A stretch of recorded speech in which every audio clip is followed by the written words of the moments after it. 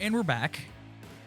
I was worried that we wouldn't have much to talk about because it's only been a few days since our last episode, our first post-game pint of the season, now available on YouTube. Check it out. Yeah. Check it out now. So I'm sitting here and I'm like, are we going to have enough to talk about? Like, it's one game. I mean, if you're going to have one game, might as well be Saturday night against the Habs. And we do not have that issue today, my friend. Lots of things to talk about, and I don't know a better place to start than number 34. Yeah. Number 34, baby. Yeah. You go. This is everything we ever wanted in a first overall pick. For tanking and getting a first overall pick, this is what you wanted. And you look at the drafts ahead of him, it's like, thank God that was the year they tanked. Yeah. Because after that, it's kind of like, ugh, like not many great decisions. I mean, the year before, you could have got a guy who was just a tiny bit better. But Auston Matthews getting drafted by the Maple Leafs first overall, in the past couple of years, it has not been a disappointment at all. It's been phenomenal. But this year, he's gone to that level. Yeah, that level of like, this guy's a franchise changer and a guy makes you excited to tune into every game. Yeah. Like, it's not like, oh, great, we're going to watch another guy on the first, William Nylander on the first line. We'll get to number 88 in a few minutes. But I want to rejoice the phenom. The phenom. Yeah. That is number 34 right now. 18 goals in 18 games, 16-game point streak. In my opinion, I mean, I don't like. Did you watch any of the game after the Leaf game last night? Did you see that Connor McDavid goal? That was disgusting. It was disgusting. Yeah. But like, it's just that I'm used to him doing that. You know what I'm not used to? Auston Matthews getting 4-point nights back to back. Yeah. And it's not because he wasn't a good player before. It's just he wasn't really the type of guy to get a 4-point night. And you get two back-to-back 4-point nights, like that's GOAT. It's amazing. Can I make a somewhat petty comment? Go for it. Can I just take a little dig? Yeah, go for it. Imagine being the head coach that for 3 or 4 seasons just decided that putting Matthews and Marner together was a stupid idea. And just putting, like, that first year, especially when he was in the league, and it was like, here's Connor Brown and Zach Hyman with Auston Matthews. And no offense to those two guys, by the way. Like, two grinders. Your feelings about Zach Hyman are well documented. Exactly. On this show. Yes. I love Zach, but it's, and you know what pissed me off about it the most is the time where he decided to put them together. If it didn't work for a period, they're done. Or for one game, it was like, gone. Yeah. See you later. Think of where we'd be right now, or how the outcomes of previous seasons might be different if those two had been allowed to develop this chemistry earlier. That's what I think every time I watch them. Like, maybe they wouldn't have lost to Boston 2 straight years. Maybe they would have put them away in Game 6 the second year. Yeah, or even if they would have had, even for their own careers, they would have had better individual seasons or won a couple more games just by getting a couple more goals. It's like, you got to give guys a chance sometimes to gel. Like, sometimes it doesn't always work, but it's pretty clear that these two guys are buddies. Yeah. They both love playing with each other, I should say. One's a passer, one's a shooter. Like, give them time, and look what's happened, man. They're easily the most exciting line in hockey right now. Yep. And the other part of that line, Mr. Joe Thornton, you heard my hot take on him the other day. Just, you know what I love the most about him? He looks like he's having the most fun. There's no one on that bench who is having more fun. And you look at their record, too. Like, he's been playing for a middling San Jose Shark team for the past couple of years. Like, they went to the conference final a couple of years, but that was a long time ago. And he used to lead the league in points and assists and be in that Hart Trophy conversation. It's kind of tailed off. But now the guy is so excited to be playing with these two guys, and it shows that his skill level is somewhat still there. Can he handle the workload that he used to? No, but that's because of his age and where he's at in his career. But he's contributing. Like, we're not just drumming this narrative up. We're not just being excited that he's a veteran in the room anymore. Like, he's actually legit contributing, which is huge. I I said this on our Instagram a couple hours ago. Don't take for granted what you're watching with number 34. Don't take for granted, man. Don't. No. Like he's the greatest Maple Leaf of all time. And they showed a stat today that through 300 games, he has the most points by any Maple Leaf. Yep. And he's passed Sil Laps, so like take that for what it is, you know. Like the game's a lot different than it used to be, and it's a little harder to score on a goalie now who's actually wearing full equipment and a good helmet. But he is on his way to being the greatest Maple Leaf of all time. If he's not already, I think he's already there. I know, and he's the GOAT. Yeah, he's the GOAT. Honestly, it's just. We talk about he's on a 50 goal pace. You hear that every day. People just being like, can he actually do it?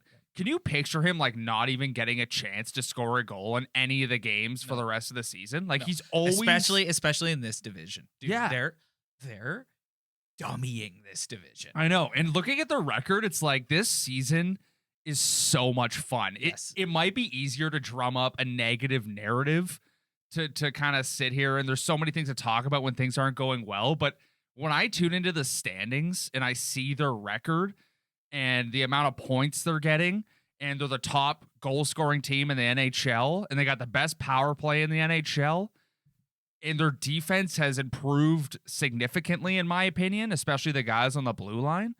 Like this is the most fun I've had watching the Leafs in years. Yep, in 100%, years. 100%. The top players are contributing. They're all at the top of the league in points.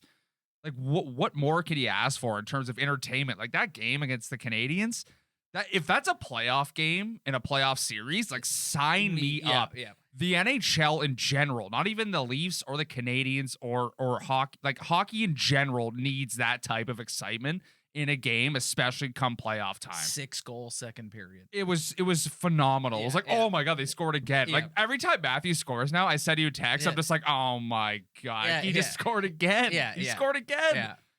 It's the best. Yeah. It's so fun. He owns Carey Price. He really does. Like he owns him. I love watching it. Same. I love watching it. And he owns the Sens too. Like look at us. We're sitting here. We get a little giddy talking like, about Auston Matthews. I know. Yeah. Just sitting here. Oh my God. Got a bit of a couple man crushes on him over here. Well, I have since they drafted him. I'm just so happy that this is the guy that we ended up with. Yes, and it's been years later, but it's like every year it's like Auston Matthews is one of the top players in the NHL, and you could almost make an argument being like, I want a little bit more from him, you know? Like he's phenomenal already. He's already one of the best goal scorers in the league. But you're like, you know, like guys like McKinnon and Pasternak are pretty good, but this year it's like, let's go. So if I can veer away from Matthews for a second, if I can put like a concern about Matthews playing so well, okay? The second line is in a bad way.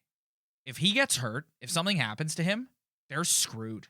Like they're screwed. Like him and Marner are their entire offense right now. And like they're getting nice contributions from Boyd and Spezza. I think Jason Spezza is probably, I don't watch enough hockey of other teams to know, but I think Jason Spezza is arguably one of the best fourth line centers in the NHL right now. Yeah. Like he's contributing every single night. I don't know if I'm just biased because I love the guy. Yeah. But I think he's legit contributing every single night. One of the best fourth line centers. So let's talk about it. The second line has been a hot topic of discussion in the last like week or so. And last night, final 8 minutes of the third period, your man William Nylander was asked to take a seat by Sheldon Keefe. Before we talk about Nylander's play, I wanna just like I wanna talk about William Nylander and Leafs Nation. Throughout the years, there's been a lot of like polarizing players. Like in the last decade, like think of all the players that have like polarized the fan base: Dion Phaneuf, Jake Gardiner, Joffrey Lupul, Phil Kessel, Nazem Kadri. I'm getting PTSD as you speak right now. Like, think of all those players and like the polarizing way they affected the fan base. William Nylander is in a league of his own. It's like it's insane, dude. It's insane. Like you cannot. And it honestly, this doesn't just go to the people who are his defenders, his stands, as I've been calling them lately. It also goes to the haters. Like, they're so dug in on each side. And this is why I've always said, like, my take on William Nylander, I'm in the minority. I'm right in the middle. It's like, I don't expect, like, all this, oh, he needs to compete harder. He needs to get pucks back. He needs to be better defensively. It's like, I just don't think he's that type of player. And now, you can argue, like, is he worth what he's being paid? In the grand scheme of the NHL right now, he is on a good contract. Like, he's not, I wouldn't classify him as like absurdly overpaid. But can everyone just like, it's okay. It's okay to look and say, he didn't play that well tonight. And you don't need to dig your heels in. And I heard a take this week on the radio. And I loved it. It was absolutely perfect. It was the William Nylander supporters are so dug in on him. They've their fan base. They've mortgaged their fan base on him. So it's like they're gonna defend him. Like if someone's come out and publicly supported him, they feel the need to like constantly be there. And it's like, it's okay. It's okay. It's okay. Like if Marner has a terrible shift, it's okay to say Marner had a terrible shift. But why is it if it's like, man, Nylander's defensive game tonight wasn't great and people just get so upset? Like it's so upset. It's like, guys, he is what he is. He's a talented goal scorer who has a difficult time giving a shit. Yeah. Like that is it. Guy's got talent for days. He's got tons of upside. He's got all the God-given skill and ability in the world. He's got a great shot, like all those things. His main problem is he picks and chooses when to give a shit.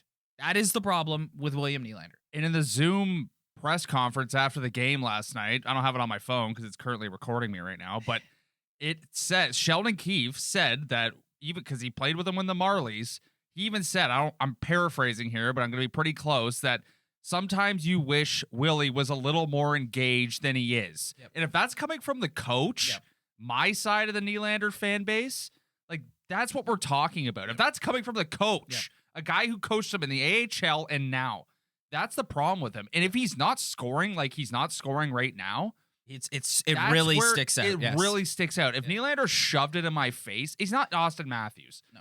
But if he shoved it in my face every night, then I would be like, I'd look like an idiot. Mm-hmm. But it's just like, even if it's coming from the coach's mouth, that sometimes this guy has a problem being engaged. And like he said last night, that Willie did not match what the way they were playing to keep that lead, then he's going to sit on the bench. Yeah. And that's what I think people take it to the extreme.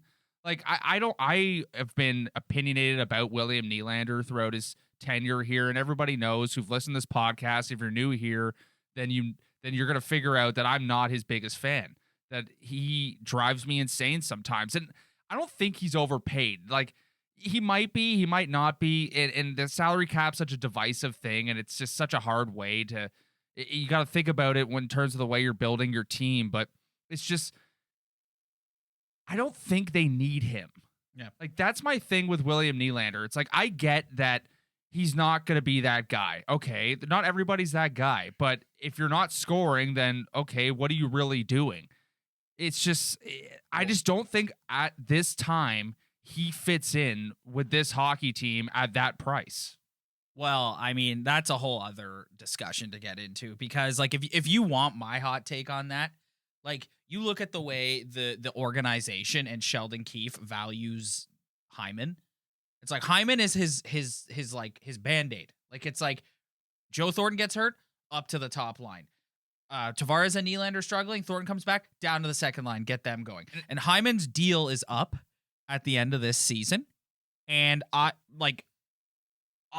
of the opinion that, and again, before you all freak out, I'm not a Nylander hater. However, to your point, you just said like you don't think he's very valuable at this point. I'm of the opinion like I would move William Nylander just to pay Zach Hyman whatever he's going to ask for. $5 million, 4.5, whatever. Because right now they can't afford that.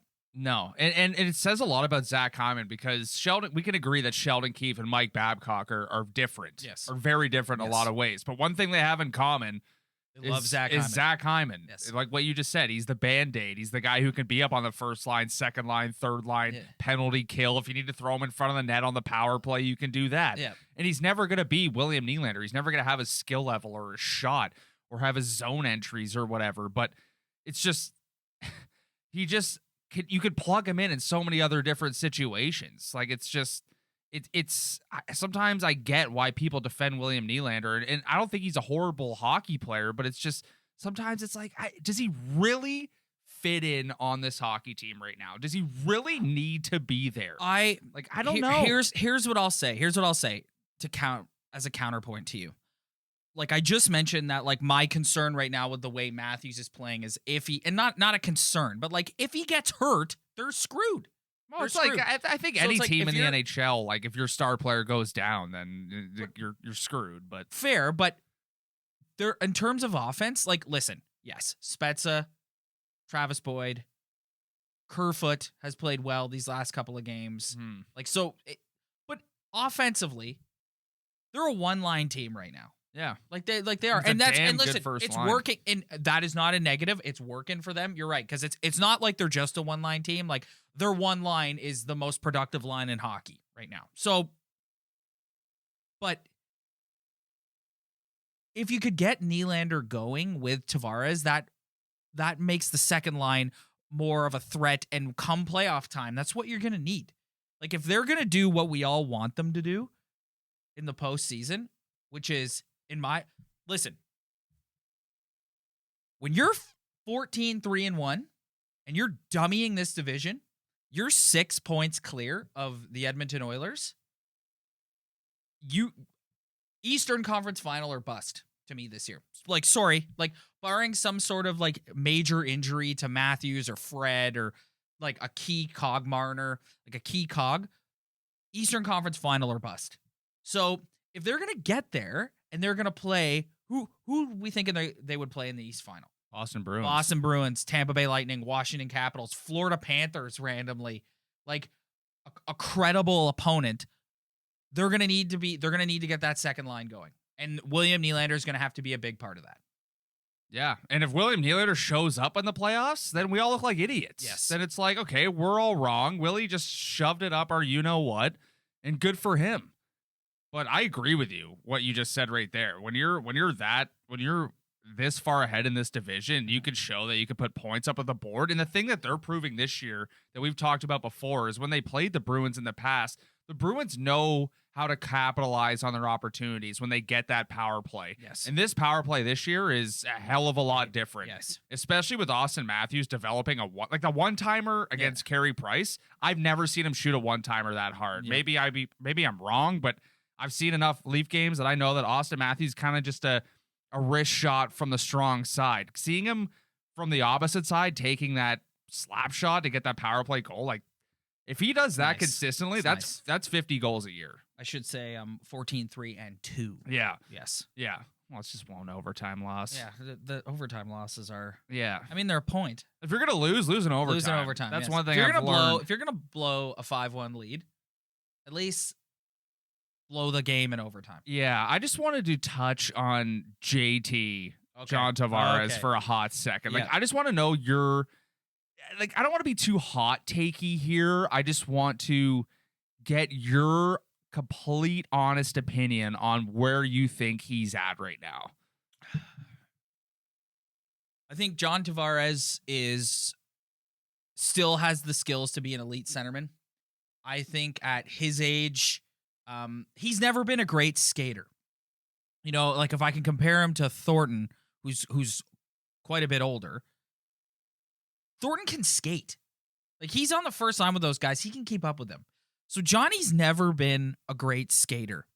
And I think he's at a point in his career where he might have to adjust his play and the way he approaches the game.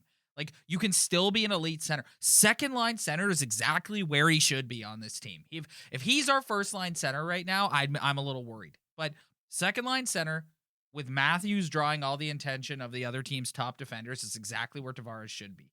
I think we didn't follow him as like intently when he was in the Island, but like this is probably one of the toughest stretches he's had in his career. Yeah. So it's like he's going to have to navigate that. And I think part of that is just accepting, like, I'm not the player I was. Like, he's dangerous down low. He needs to get into the Spezza conversation of does not lose a face-off. And he needs to change his game that way and realize, like, Keefe has been sticking up for him a lot in the media lately and talking about his play in his own end and how much he likes it. So he'll get out of it. But again, like he needs Nylander to get out of it. Like, not to bring it back to Willie, but like he scored 40 goals with Mitch Marner. Yes. When Mitch Marner played on his wing and they were glued together, he scored 40 goals and had his best offensive season. I'm not saying it's Nylander's fault that Tavares is struggling, because it isn't. The two of them have to get out of this together, is what I'm saying. And I think, like I said, Johnny, like you're an old man in the NHL when you're his age. Like, you just are. And he has to figure out he can still be effective. He can still be a top second line center in this league if he's in that role. And he has to figure it out. He has to stop doing too much. He's forcing it to. You can see it all over his face. Yeah. Like, he's struggling. He's upset. He's seeing Matthews and Marner carrying the team offensively. And while I'm sure he's a great teammate and happy for those guys, he feels like these guys are pulling all the weight and I'm not doing anything.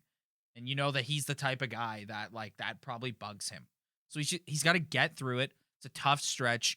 I think Keefe is the perfect coach for him to have to help him get through it. I think Wayne, as much as I love Hyman, having Wayne Simmons back and being able to move him and Hyman around as like the two kind of tough banging wingers will help, because Simmons was doing well on that line before he got hurt. Yeah, he was. So I think having Wayne Simmons back will be huge for them. But I feel bad for him. I think it's like you see this in all sports. You see it with quarterbacks in the NFL when father time starts to catch up with them. And Tavares is not an old man by any means, but I don't think it's like you're in a league now with like the Auston Matthews and the Mitch Marners of the world, guys who can skate and play the way they play.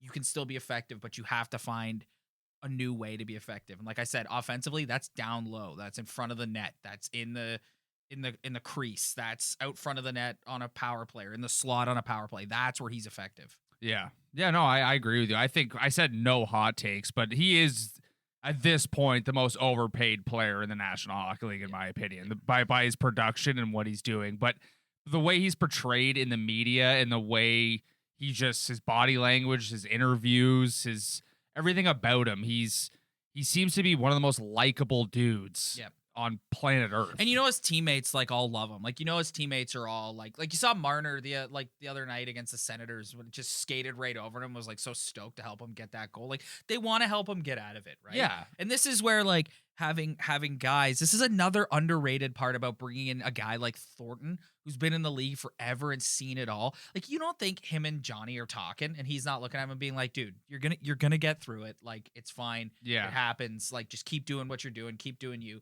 Keefe too, like, they know, they love him, man. Like, they made him the captain. There's a different way to handle every hockey player. That's Yes. one thing I've learned through even just playing sports growing up. It's just every guy needs to be treated a little bit differently. You need to find which way they tick. It's like John, everybody knows how hard he works, how much he cares. It's just about encouraging him to get to the right spot to contribute as much as he can. And with Willie, on the other hand, it's like Willie probably needs a kick in the butt a couple times. Yes. And there's different ways to handle. So that's why I think when Sheldon Keefe comes out and he's encouraging his defensive play and he's doing the right things, I feel like that's the way he thinks he needs to handle John. And I feel awful for him, like, I don't think he's playing badly. It's just tough when you're making that money and you're not contributing offensively, or a guy who's a dangerous guy that people are worried about all the time. He's also kind of just seen a decrease in some power play time as well. Like, it's pretty clear that Sheldon Keefe is like, it's the Matthews and Marner show. Like, which is how it should be. Yeah, there's no problem with that. It's just like it's almost unfair to him. His contract's almost unfair because the role he's playing isn't what he's getting paid, and that's not his fault. But like, I feel like everyone in this fan base wants to see him come out of this. You know, I'm not sitting there being like, "Oh, John, like, oh, like, look at that again. He's terrible." It's just like you're dying for him to get that goal, to break out, have that 2-goal night, to have that 5-game point streak. It's tough with him. And it goes back to what you said about William Nylander, because John could not be playing as well, but people are kind of in his corner being like, come on, John. Yeah. And then Willie doesn't play well. It's like, this guy sucks. Well, trade him. No, the half of the fan base says that, and the other half just pulls out the charts and the zone entries. But if you're pulling out charts, yes, I know we're talking about John, but like, if you're digging so hard to find what this guy's doing well, dude, this is my problem with the analytics community. Like, you're sitting there and telling me how great his numbers are, but when I look at the numbers, I'm sorry, that matter, goals, assists, points, they're just not there. I know. Like, they're just not there. So that has always been my problem with the analytics community. And I make an effort, and we make an effort on this podcast to not discount anyone's take or opinion, and it's really important. And you, if of either one of us, you're the one that is like looks at numbers more than I do, like, honestly. But that's where it falls down for me. It's like if I can just go on a little side rant here. Expected goals. Yeah, it's tough. Like, some of them are great numbers. Like, last night I saw, like, I read the article on... I'm expecting to go upstairs and have a case of beer there waiting for me that just magically showed up. Doesn't mean it's going to be there. Yeah, like I read the post-game articles about the game against the Canadians, and it's like the expected goals and the expected chances while Nylander was on the ice is why he got benched. And it's like... Really? I think he got benched. I think he got benched because he gets stripped of the puck and just stands there and watches. That's why I think he got benched. He attempted a little drop pass at one point. He got picked off, and it was an odd man rush. Yeah. Like, that's their problem when they get a lead and they start kind of giving up odd man rushes and breakaways. It's like they started to be a little too cute and trying to make a pass that isn't there. There's 3 numbers that matter with the Toronto Maple Leafs right now: 14, 3, and 2. Those are the numbers that matter. Yeah, like, when's the last time this franchise was at that? Yeah, and I'm not saying like, and again, you got to be so careful with this stuff, because like, someone watches this and hears me say that and it's like, whoa, and it's like, I'm just saying that, like, they're at the top of their division because they're 14, 3, and 2. If they want the 1 seed and win the division, it'll be because of their record, not because of their expected goals. So just chill. I know. And we try, I feel like me and you, especially on our Instagram, try so hard to play the middle, you know? Yeah. Like, because I don't want, like, I take a really hard stance. If I can get on my soapbox here, I take a really hard stance against people who say, like, who discount other people's opinion. Like, we had a little beef situation. Yeah, our Insta got out of control the other day, and like 2 things. 1, name calling is like, chill with the name calling. Yeah. 2, we're talking about a hockey team. Yeah. 2, you can't say people's opinions are dumb. Like, you just can't. Like, you cannot say that. Like, if someone has an opinion, no matter how outrageous it may sound to you, that's their opinion, and you can't discount their opinion. Because how many people who want to do what you and I are doing and start a podcast, whether it be about hockey, like, what have you, baseball, sports, life, what have you, are scared to do it because they're going to get told your opinion is dumb and stupid and doesn't matter. That's like, it's not even sports. It's like, if you put yourself in the public eye, period, like you're subjecting yourself to someone just ripping you apart. And you just can't do it. You can't do it. Yeah. So I just want to say, I'm in no way, my opinion is analytics matter, numbers matter. Any metric you can use to judge your team is important. However, at the end of the day, it's wins and losses. Period. That's how you get to where you want to go. Yeah. I just look back to the past couple of years, even though this is a different season. And it's like, you look back at those playoff series, the one against Columbus, the two against Boston, and the one against Washington. And it's like, what player in that series was like so dominant and so important that they could have won that series with them? You know, it's like some of these guys still have so much to prove. Yeah. You know, like this season's been phenomenal for Auston and for Mitch.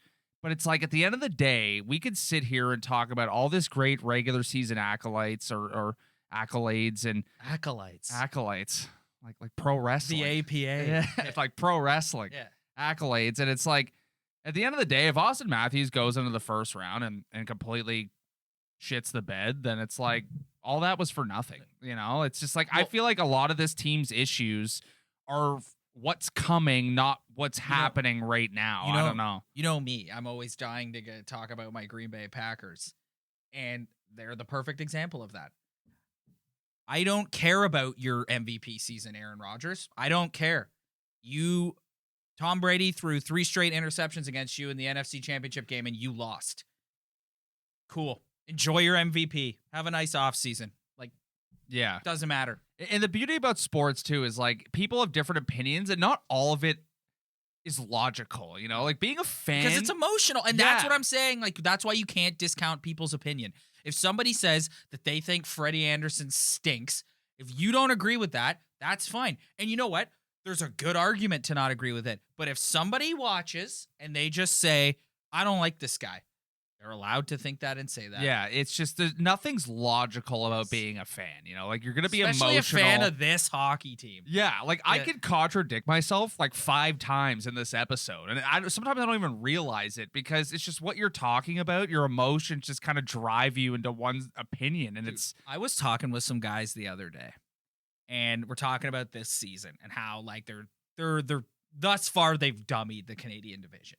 And they'll have to play teams in this division in the first 2 rounds of the playoffs. And I was saying to these guys the other day, I was like, and you said this to me too, if they get eliminated in the first round, I'm done. I'm gonna be I'm gonna be in a dark place. Yeah. It's gonna be hard to drum up some excitement for the next season. Yes. Especially like the way the standings are shaking up right now. If anything crazy happens, it looks like it's going to be Toronto, Montreal, Edmonton, and Winnipeg. Well, the Oilers are. I was actually going to take us there next. I didn't put those in order, by the way. I mean, it kind of seemed like it was in order, but that is kind of the 4 teams you're looking at right now, and it's like you can beat any of those teams. Who's the matchup in those 3 teams that scares you the most? For me, it's the Winnipeg Jets. For me, it's the Oilers. Oh, really? I don't know why. Yeah. I just think Connor McDavid, like, I know they don't have the goaltending. I know their defensive play. That's why I'm worried about the Jets, because of the other Connor, Hellebuck. Yeah. And there's he can steal you a series. Yeah. Whereas like I look at the Oilers and you could make the same argument for Carey Price, but to me, Carey Price is on the back 9 of his career. Yeah. You look at the Oilers, and it's just like I don't see, if the Leafs play to their capability offensively, I don't think the Oilers can stop them. Whereas like Connor Hellebuck can stop them. See, I picked the Oilers because at the end of the day, when it's a tight game, the Leafs will always refer to scoring more goals. Yes. And if there's 2 guys in this league who can outscore anybody, it's Connor McDavid and Leon Draisaitl. So if you want to get in one of those high race, odd man rushes type of game, you're playing the wrong 2 dudes. Let's look at Hellebuck's numbers. Like, what's it like? I think he's got like a .915 save percentage, and he's been pretty good. Like, you know, there's no goaltender in this division that's been clearly dominant in my opinion. Like he's been pretty good, but it's not like he's completely shut the door on everybody. Yeah, there you go. 916, he's got a 916, 7-5-1. And it's hard. Goalie numbers are tough too. You know, like it's all about like your team's defensive play. The Jets have been pretty good this year, but you know they've had some struggles as well. But I'm going with the Oilers because it's like if you want to get in a scoring fest, look at the best hockey player to ever maybe play the game, like Connor McDavid. The guy who could potentially challenge some of Wayne's records. Like, honestly, like I think. Based on skill level, skating ability, skill, like I think he might even be better than Wayne. Yeah. Like that's Wayne played in an era where it was a lot easier to take a clapper and score on a goalie who doesn't even know how to get down in the butterfly. Yeah. This kid is just ridiculous. Like he's unstoppable. He's the fastest. Anyone who plays hockey knows that the hardest part is when you could be the best skater ever without the puck. Once you get that puck, you slow down. That kid speeds up with the puck. It is what he did against Calgary. That was easy for him. Yes. Like that's why I know their goalie sucks. I know their defense isn't great, but man, he's scary. Yeah. He's a scary dude. All right, we got to get out of here. But before that, we got 2 this week against the Flames and then 3 straight against the Oilers. I feel like they play the Oilers all the time. Yeah. Like they're almost done this series. Yeah. I saw today on Instagram that the Blues and the Coyotes have played 7 times in a row. Yeah. Well, the States is a mess with COVID. Yeah. Can I just I feel as though I need to just like say this. You're gonna cut a promo right now. Yeah, I am. I feel as though I need to say this because I'm always the guy on this podcast who's given the NHL grief. Like I'm always like, God, they're so uncool. They don't do anything. Did you watch any of the Lake Tahoe game yesterday? No, I did not, but I saw that the sun was a little ridiculous. They had to push the game back 9 hours or whatever because the sun. What an incredible, like, dude, they're right on the water. Like, there's mountains behind them. Like, it's one. The Nordiques jerseys. Oh, those might be the best of the best. Reverse retros are the Avalanche Nordique jerseys. Yeah, those are good ones. Anyways, like, that's a rare scenario where it works out not having fans because you couldn't do it there if you had, like, a ton of fans. It looks amazing there, man. It looks amazing. Yeah. All right, we got to get out of here. All right, I just got to do one quick thing before we leave here. Cut a promo. Montreal Canadiens fans, listen up. I love beating you, okay? You came at me with, they're the top goal-scoring team in the league. Look at the standings now. They're mediocre at best. I love beating you. And last night was another example. A playoff series against you. Let's do it. I'm done with you, Canadiens fans. You are done. Carey Price is washed up. They are not as skilled as you thought they were. They had a couple good games against the Canucks, the worst team in the NHL, in my opinion. You're done, okay? Let's go. I want to see a round against these two. Well, you heard it here first, ladies and gentlemen. Ryan has had enough. I'm going against Habs fans this year. With Habs Nation. We could be logical on here and try to see both sides, but when it comes to the Canadian fan base, I love beating you. I love it. And that, ladies and gentlemen, will wrap up this week's episode of the Talkin' Buds podcast. If you like what you see, head to our Instagram at Talkin' Buds podcast. That's where we live on social media. Again, we say it every week. We're going to say it again. Leave a comment, leave a review, share with your friends. You have no idea how much it helps. It really does help. One comment, one like, one review makes all the difference in the world. We'll be back next week. And we'll be talking some Leafs on playing the West Coast teams. Yeah, here we go. Yep. Let's keep going. 14-3-2. Maybe we'll have a little bit better record then. Thanks, everybody. We'll see you next time.